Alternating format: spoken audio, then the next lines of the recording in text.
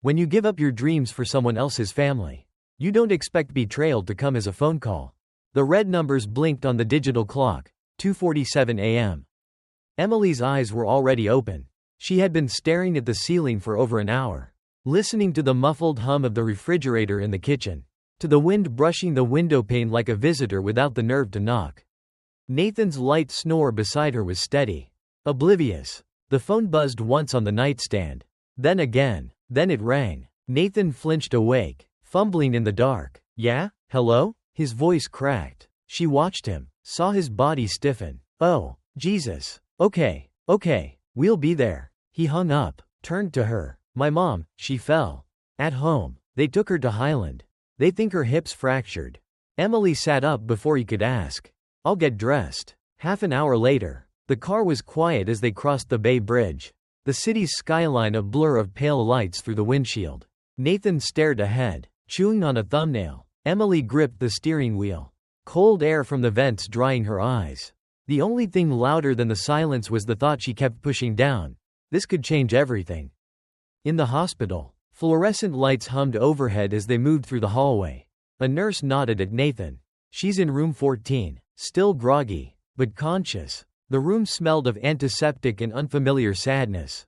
Margaret Rhodes lay curled in the hospital bed, a blanket drawn to her chin. One side of her face was bruised. She blinked slowly at her son, then at Emily. "Mom," Nathan said softly. "It's okay. You're okay." Margaret nodded slightly. Her eyes found Emily, narrowed. "Are you the friend?" Emily paused. "It's me, Emily." Margaret blinked again. "Oh, the temporary girl." Emily flinched. Nathan didn't notice. They stayed until morning. Paperwork, X-rays, consultations. When they returned to the apartment, the first rays of sun stretched thinly across the kitchen tiles. Nathan collapsed onto the couch, exhausted. Emily opened her laptop. A red notification flashed. Subject: lead architect role, offer enclosed. Her breath caught. 2 weeks ago, she had applied, not telling Nathan. The offer letter was generous, beyond what she'd hoped for. Portland, a firm she admired since college. Her name already typed in the draft contract. She read it once, then again. Then she deleted it. The click of the mouse was silent, but final. Nathan walked in, rubbing his eyes. "Babe, I can't do this. You know? Full-time care. It's too much." She nodded, swallowing. "I mean, maybe just for now," he added, "until we figure out next steps." Emily met his gaze. "I'll stay. For now." He smiled with relief. "Thanks. You're amazing." In the days that followed, Emily moved through routines. Calls with doctors, medication reminders, grocery lists tailored to Margaret's allergies. Each task folded neatly into the next, like origami pieces she didn't question. One night, as she adjusted Margaret's pillows, the older woman stirred. "You're not her," she murmured. "Not Rachel." Emily whispered. "No, I'm Emily." Margaret squinted. "Are you the friend? The temporary girl?" Some sacrifices scream. Mine simmered gently, bowl after bowl. The soup never changed. Carrot and ginger on Mondays. Chicken with rice on Wednesdays. Lentil with rosemary on Sundays. Emily stirred each pot as if flavor might disguise the slow erosion of herself. Like seasoning added not to enhance taste but to blur identity. The Rhodes house was quiet. And not in a peaceful way. It was the kind of silence that hummed beneath the surface. Just loud enough to let you know you didn't quite belong. By the summer of 2021, temporary had calcified into routine. Emily had stopped referring to her Portland opportunity as on hold. Her architecture portfolio sat untouched on the bottom shelf of Margaret's armoire, beneath old knitting patterns and expired insurance forms. "Emily, is that you?" Margaret asked one morning, as Emily helped her into the passenger seat. "You're the girl who cleans, right?" She smiled weakly. "Yes, Margaret, it's me." Margaret nodded, then looked out the window.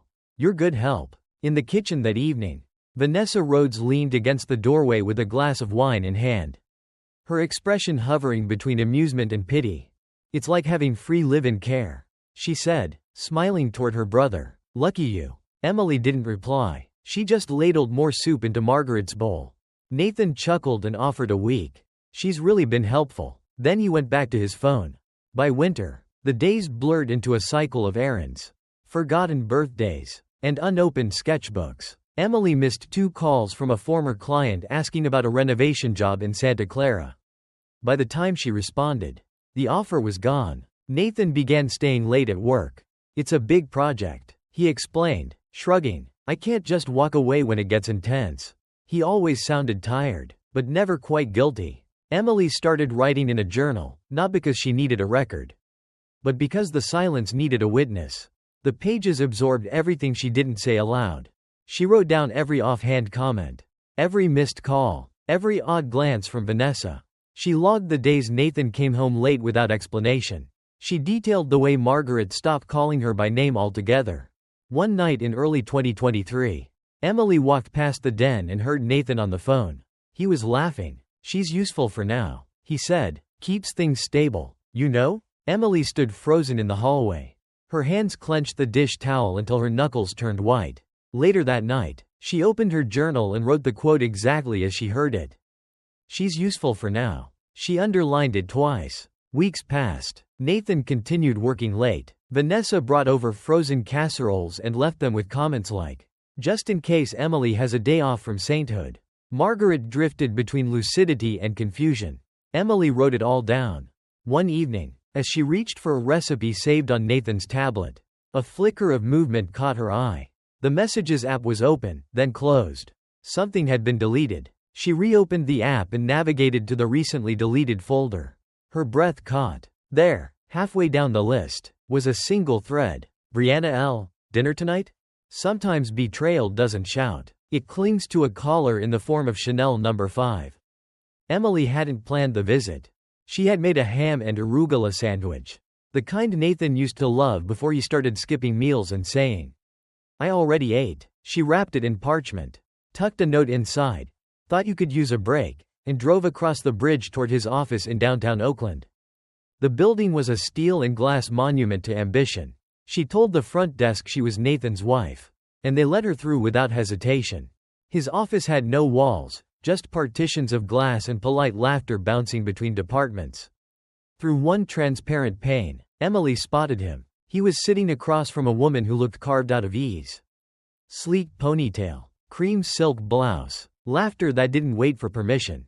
She touched Nathan's hand, not by accident. Emily watched, still and unseen, her lunch bag growing heavy in her grip. Nathan leaned in, said something, and the woman laughed again, tossing her head back just enough to reveal a gold necklace nestled at her collarbone. She turned, caught Emily's eye, smiled. Moments later, Nathan emerged, surprised. "Hey, what are you doing here?" "I brought you lunch," Emily said, holding up the bag. "Oh," he blinked. "Thanks, you didn't have to. I was just heading into a meeting." The woman followed a beat behind. "You must be Emily. I'm Brianna. Nathan's been singing your praises." Emily shook her hand. Her grip was warm, deliberate. Then Brianna reached into her purse and pulled out a small, gift-wrapped box. Just a little something, from the team. Inside was a bottle of perfume. Chanel No. 5. The scent wafted up before Emily could open the cap. She recognized it instantly, from the collar of Nathan's coat last week when he'd come home late, saying he'd had dinner with a vendor. She smiled. "That's very kind." Nathan fidgeted beside her, rubbing the back of his neck. That night, Emily didn't mention the visit, but she started saving things. Screenshots of Brianna's LinkedIn, her Instagram, GPS logs from Nathan's car, synced to her phone from a time they still shared calendars. Hotel receipts in the joint credit card's transaction history. A spa bill signed BL at a place in Napa he'd claimed was a client retreat. The journal entries became sharper, less wondering, more recording. Dates, times, smells, phrases. "She said he sings my praises." Why did she know my name? Chanel No. 5. On a quiet Sunday, Nathan left his jacket on the armrest again. Emily picked it up, sniffed gently. Same perfume, same floral ache. She went to the family iPad, checked the shared devices. Nathan's car, a 2020 silver Audi, showed a history of Bluetooth connections. Her own phone, his, the house speaker, and Brianna's iPhone. Not once, not twice, 18 times. "I once built homes for others. Now I draft blueprints for an ending." The cursor blinked on a blank architectural software screen. Emily hadn't opened AutoCAD in almost 2 years. But her fingers still remembered the rhythm. Left click. Pan. Measure. She stared at the lines she was drawing, walls, a foundation, skylights, and then hit delete. This time, she wasn't designing a house. She was mapping a departure. Not from a location, but from a life that had quietly hollowed her out. She retrieved her journal and flipped to the earliest entry, where she'd drawn a little sketch of the Portland skyline, just beneath the first quote she'd ever written down. "I can't do this right now." That had been Nathan's excuse when she asked if they could revisit her job offer after Margaret stabilized. She opened her inbox, searched, lead architect, Portland offer. Nothing. It had been deleted months ago. But the ghost of it lingered. That night, she texted Chloe. "Emily. Still up? Chloe. Always. You okay? Emily. Need your brain. And possibly your law license." An hour later, they sat in Chloe's apartment.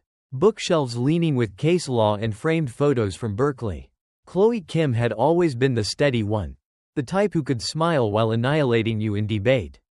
She made tea, sat cross-legged, and waited. Emily didn't start with Nathan. She started with herself. The job offer. "I didn't just turn it down. I deleted it. I erased myself. And he let me." Chloe didn't interrupt. "I think he's cheating," Emily continued, then added, "Actually, I know. I just don't have admissible proof." "You want to make this legal?" Chloe asked gently. Emily nodded. "I don't want revenge. I want a clean cut, and to walk away whole." Chloe's voice was calm. "California's a one-party consent state. You can record anything you're part of. Just don't bug his car or phone." Emily handed over a folder. GPS logs, screenshots, dates, times. Chloe skimmed it and raised her eyebrows. "This is enough for a pie to start with.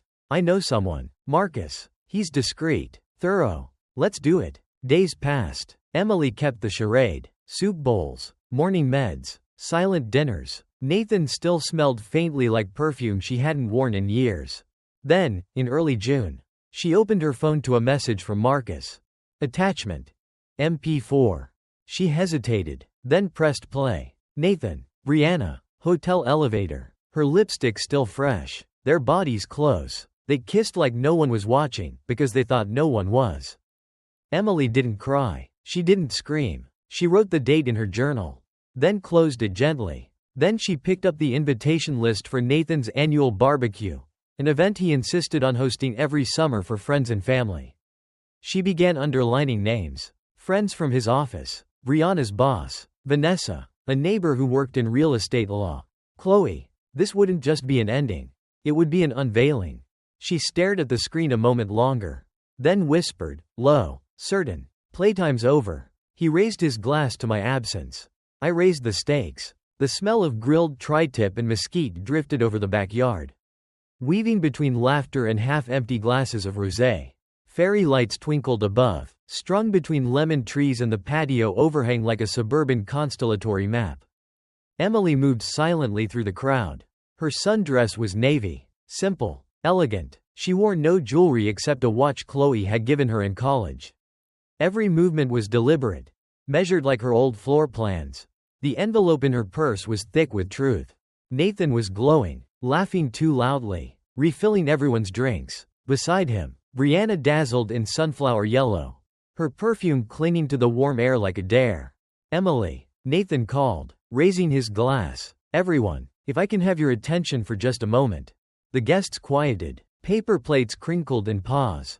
"I want to thank you all for being here, for sharing this new chapter with me. Life moves fast, huh? And sometimes, well, things end for a reason. It's not sadness, it's transformation." He grinned. "To fresh starts." Glasses clinked. A few awkward chuckles. Emily smiled politely and stepped forward.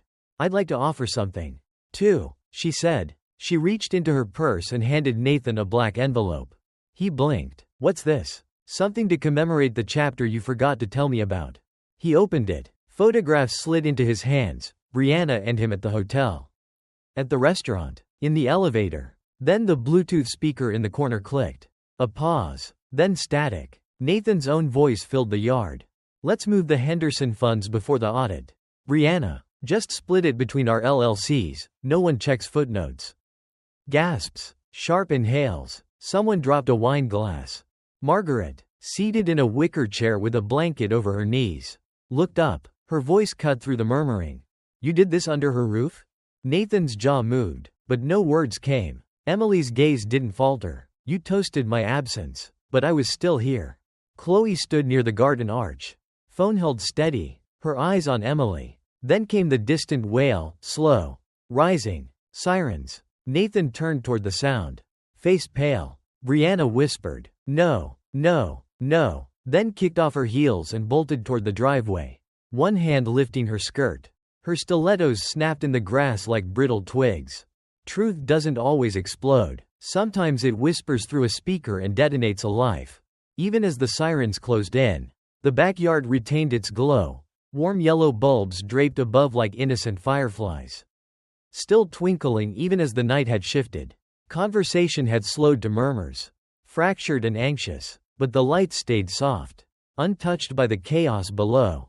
Emily stood near the patio's edge. As officers moved through the scattered plates and empty wineglasses, one uniformed detective, Laura Chin, strode toward her. Calm, sharp, unobtrusive. Emily met her gaze and nodded just once. Let it begin. In the shadow of string lights, Brianna tried to slip past the guests toward the back fence. No shoes, bare feet, cold on the dew-spattered grass, panic in every hurried step. The officer intercepted her before the gate, reached out. Brianna stumbled, then hung her head as the cuffs clicked, a soft, resigned sound. Nearby, Nathan pressed his palms to his mother's wheelchair-mounted arms.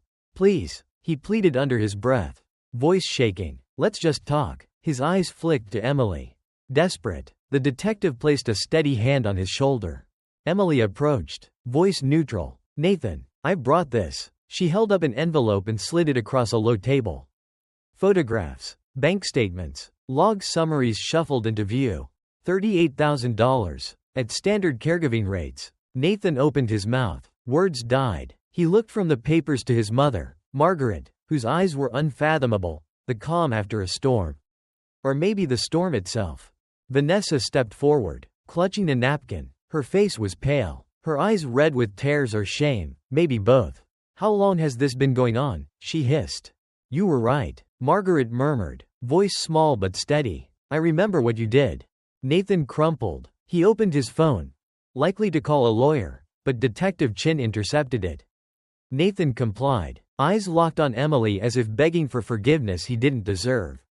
Emily watched all of it, Brianna being led away, Nathan sinking to his knees, Vanessa collapsing into her father's arms. She felt no triumph, only a quiet certainty that the truth had made the right noise. When the detective released Nathan, it wasn't out of kindness. He was escorted to talk to officers in an SUV idling at the curb. Brianna was next. Emily watched the doors close. She stepped inside the house. The lights now eerily quiet. The hum of broken glasses and far-off sirens lingered. She moved through the living room, past the sofa where she hadn't sat in months, not since belonging had stopped being optional. In the foyer, she paused. The key was still in the lock. She turned it, unlocked it, and heard the click echo in the empty entrance. She closed the door behind her. Then she picked up a cardboard box labeled Emily Carter, already half full of her belongings. This house is no longer hers to carry. They called me quiet. I was listening and recording. Sunlight touched the corners of the room with gentle finality. It filtered through half-open blinds, striking cardboard boxes and the worn-out edges of a carpet that had once cushioned years of careful compromise. Emily folded the last sweater with precision and placed it on top of her laptop charger. The room looked bare, impersonally so, like a hotel room after checkout. Only the faint indentation on the mattress, where she'd spent countless sleepless nights, still whispered of her. Margaret sat in the living room, upright and alert, a blanket draped across her knees. She turned her head slightly as Emily entered. I've made you something, Emily said softly, placing a small folder on the coffee table. Inside were neatly printed pages, medication lists, doctor appointments, therapy routines, and on top, handwritten in blue ink, Emily's soup recipe. Margaret blinked down at the paper, her lips forming a tremble of a smile. Emily, she said, voice uncharacteristically firm. I remember last night. I remember more than you think. Emily waited. Margaret continued, her eyes glistening. You were never just a helper. You were family, even if we didn't deserve you. Emily knelt down beside her, took Margaret's hands in hers. I didn't need to be family. I just wanted to matter. You did, Margaret whispered. Vanessa hovered awkwardly by the staircase, twisting her necklace. I didn't see you. I mean, we thought you'd always just be here. Emily nodded, not unkindly. That was the problem. Moments later, Chloe's car pulled into the driveway. The sound of tires on gravel was grounding, practical, reassuring. She stepped out in leggings and sunglasses, arms wide. Let's make this quick, Chloe said with a smile. I didn't bring Kleenex. They loaded the boxes, one by one. Chloe hummed something under her breath, probably to fill the silence, while Emily tied each bundle tightly. No tears, no second guesses. Margaret watched from the porch, holding the soup recipe close. Emily stood by the front door, the one she'd opened for grocery deliveries. In-laws, EMTs, lost dogs, and wandering guilt. She reached out and gently pulled it shut.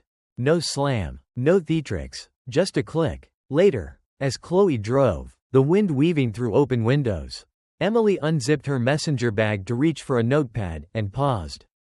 Her old sketchbook was tucked beneath the journal. She hadn't seen it in years.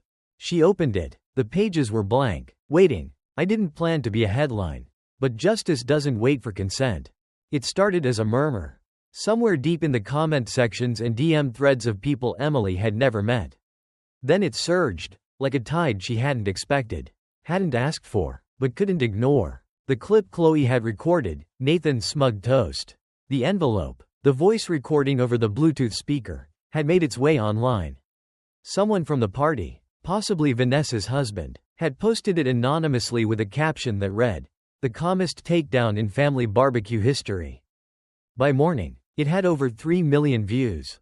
Emily sat cross-legged on the floor of her new apartment, an airy second-floor unit above a flower shop in Temescal. The walls were still bare, save for a single thumbtacked calendar and a small ceramic lantern she'd carried from the old house. Chloe sat opposite her with a laptop balanced on one knee, reading the stream of headlines. Barbecue betrayal.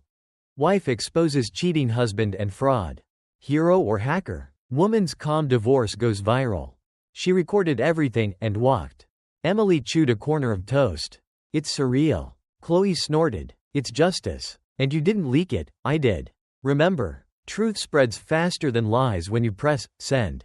Requests flooded in, interviews from news outlets, podcasts on emotional labor, even a book agent. There were donations from strangers and job offers from architecture firms that had previously ignored her. Emily declined them all. She forwarded the donations to a caregiver support fund in Oakland. No thank you posts, no hashtags. But one email made her pause. From Elena Restrepo. Subject: Your work found me. The curator of a San Francisco art gallery had somehow come across Emily's sketchbook images, uploaded years ago to a dormant blog. She wanted to feature a single piece, if Emily was ready. Emily stared at the attached photo. It was a drawing from before everything. A lighthouse at dusk, ink and graphite, the sky flecked with stippled stars. She remembered drawing it after her father died, back when direction mattered more than noise. She wrote back, I'll show it. One piece. That night, she walked to the mailbox downstairs, slipped in a few letters. As she turned to head back upstairs, a courier on a bike rolled past, calling her name. You Emily Carter? He handed her an envelope. The return address read, Martinez and Lynn LLP. She didn't open it right away. I built safe places for others. Now I build from the wreckage of my own life. The gallery smelled faintly of fresh paint and eucalyptus. Light from tall arched windows scattered across polished concrete, refracting off glass frames and the occasional wine glass. There was a hush, respectful, almost sacred, as people moved between works without raising their voices.